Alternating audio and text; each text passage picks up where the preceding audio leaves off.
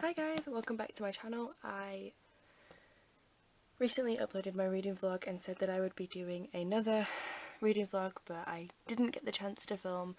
I ended up being extremely busy and now we're on the weekend that I can't film on, so I'm just coming here to give you a quick review of Tower of Dawn, which I did finally finish in after the reading vlog had ended, that I was going to talk to you about in the next reading vlog, but it didn't happen. So I just thought I would come here and tell you my thoughts on this. It's just going to be a really quick video.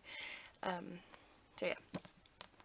So I personally absolutely love this book. I don't know if it's the popular opinion or not, but personally loved this book. I think the characters in here deserved what they got from this.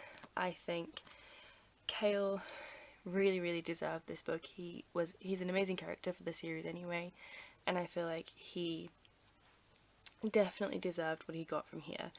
And Nesrin too. Kale and Nesrin, they went together and they got a life out of this book, essentially. This is a 660 page book. It is a behemoth. It's not quite as bad as Kingdom of Ash over here, which is nearly 1,000 pages. But it is still a rather large book. So although it's a large book, it is worth the read, because I will say, if you are a plot driven person, you may not like this book as much, and that's just simply because this is a character driven book. There are a few plot elements. It is setting up for that final book, that is Kingdom of Ash, that I cannot wait to read now that I've read Tower of Dawn, but it is setting up for that. And there are a few instances where you're really gritting your teeth hoping that the characters are going to be okay and that this fight is going to be fine. But there's only a couple instances like that. There is 2 separate instances, and then there's one big instance right at the end of the book. By right at the end of the book, I mean like maybe about 80 pages from the end of the book. There is a big, it's not really a big fight scene either, it's just a fight scene, and it's over within a couple of chapters, but I'm personally okay with that because I'm normally a very plot driven person, but this book I feel did everything that I was looking for, and it just gave the characters in this book a life and something to fight for, essentially, in the end war. So for example, Kale now has someone to fight for and has a reason to go to this war and protect his people. He had a reason in the first place, but now he's got an even bigger reason. He has found himself, and I love that so much. He deserves to have this life that he has been given, and it's an amazing prospect. Whilst I read, I make notes at certain points on cards, and I've just taken this out. And on the final card, see if I can find one that doesn't have any, a bit that doesn't have spoilers on. Yeah, so in the end, I won't show you the whole thing, but at the final end bit that goes here, that I did make notes on the final plot, how this book sets up for the final book and how amazingly it sets that up. Considering this was originally supposed to be a novella, I'm glad that it's not, because this, to me, is an essential part of the series. I did rate this 5 out of 5 stars, which is a theme for me. I tend to rate a lot of things 5 out of 5 stars, but I think this book deserves it, for the simple fact that it has sat with me. I finished this book last night. and it has sat with me all night, and I started reading another book, and it sat with me through that too, and I have no words for this book. Essentially, I just love it. I love this. I love how the story is being brought together. So this book essentially follows Kale and Nesrin as they travel to the faraway land of Antica to fix Kale. Essentially, I won't give any spoilers in case nobody has read the previous books, but essentially to fix Kale and to attempt to bring an army back to Aelin to fight this big massive war that is happening, and it's coming, and there's no stopping it. And that is essentially this book, and it does it amazingly. I love this. I love the romance in here. I love the characters, all of them, even though a couple of them are not very nice characters. I still love them because you can't help not, because of the way that Sarah J Maas has written this book, and it's just amazing to me how this book has been written. So yes, I'm gonna now bring together everything that I've said. This is, again, like I said, a really short video of just me putting together my thoughts, and it's not really come together very well. So I think in my journal I have something that I can say. I try to even not write spoilers in here.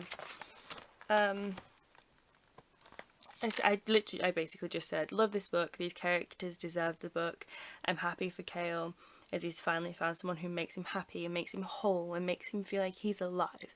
And I love that because you see his struggle through the series, and you see the way he's struggling to come to terms with himself and who he is and all of the different characters. And Yrene, we meet Yrene in this book. I'm not sure if she's in Assassin's Blade because I haven't read Assassin's Blade yet, but we meet Yrene in this book, and she is a powerful woman. Not in the sense of, well, kind of in the sense that she has a lot of physical power, but in the sense that she is a very strong-willed person, and that is from something that happened in her past. And you do meet that, and you do, at the end, you see how that ties together with the whole book and who she is and who she's become and why. And I love Yrene for the simple fact that she is a very powerful person, and I love the connection between the two characters. I also I'm so happy for Nesrin for finally accepting the fact that Kale wasn't going to happen. Neither of them were in the mind space to be Kale and Nesrin together, and it just wasn't working for them. You could see that it wasn't working for them, and I think that this book has given them the purposes that they need. So for example, Kale with Yrene fighting the internal battle of the palace and the city, and then you have Yrene and Sartak who go on the rooks, and they go and essentially find they go to the rook colony, essentially. I don't really know what it's called. And Nesrin learns about this whole different world of riding rooks and the family that is created there. And although, yes, she has her own family in the city, because this is where her father grew up,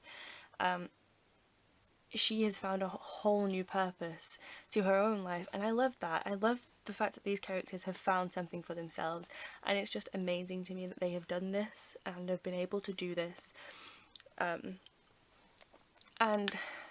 in doing this, in finding themselves, they have brought themselves together and have created this army and this amazing set of people who are then going to go to Aelin, to Terrasen probably, to the north, and fight. They're going to fight for the world. They're going to save the world.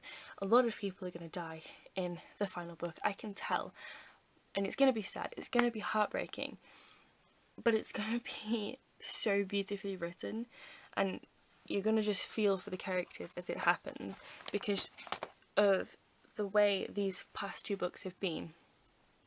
So Empire of Storms and Tower of Dawn take place at exactly the same time.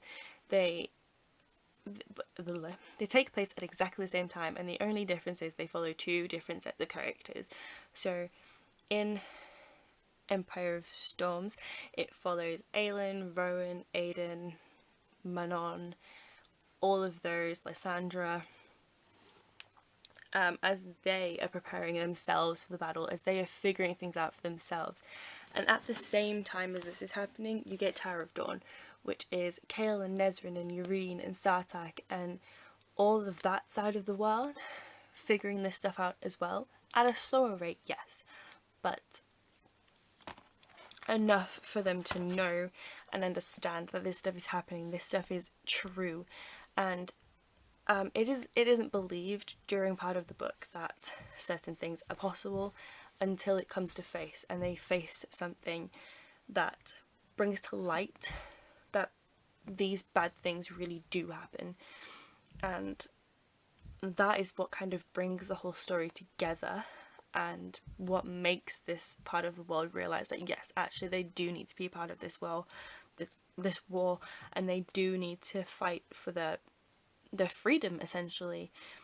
And I love it. I can't express enough how much I love this book and how much this book is going to sit with me and how long it's going to sit with me. And it's just a beautiful book in itself. A lot of the lettering has rubbed off from the reading. That is one downside to paperbacks, but I do prefer paperbacks, just so you know. Fun fact about me. But yes, long story short, this book to me was perfect, amazing, and everything I could have ever asked for. And I cannot wait to read Kingdom of Ash, which I'm going to be reading next month, in the month of July, for the Book Junkie Trials. I'm going to make it fit, essentially.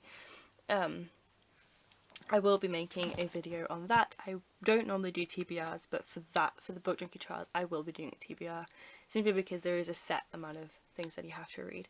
So yes, that was my very long and rambly thoughts on Tower of Dawn by Sarah J. Maas. This beautiful behemoth of a book. That did take me a little bit of time to read, just simply because I had a few days off reading. But yes, thank you for watching. Please like if you did like this video, and again, please, if you have a way of me presenting myself or anything that you think could make these videos better, please put that down below in the comments. It would make my recording so much easier. Thank you for watching, and bye!